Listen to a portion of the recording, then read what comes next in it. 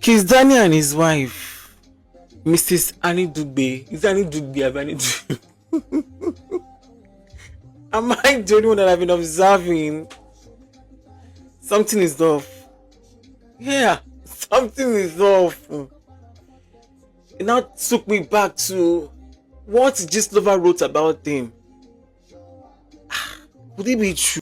Omo, letter to Tonsin Silva, my guy. I'm a body mountain guard, no go lose guard.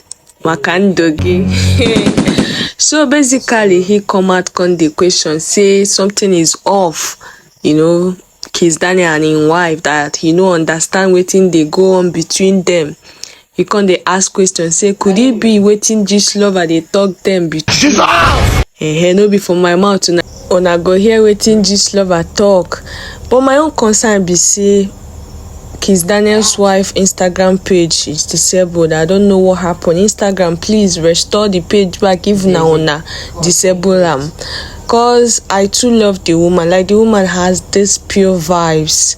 Now she even make me like this their latest song, Double, Baby Sha.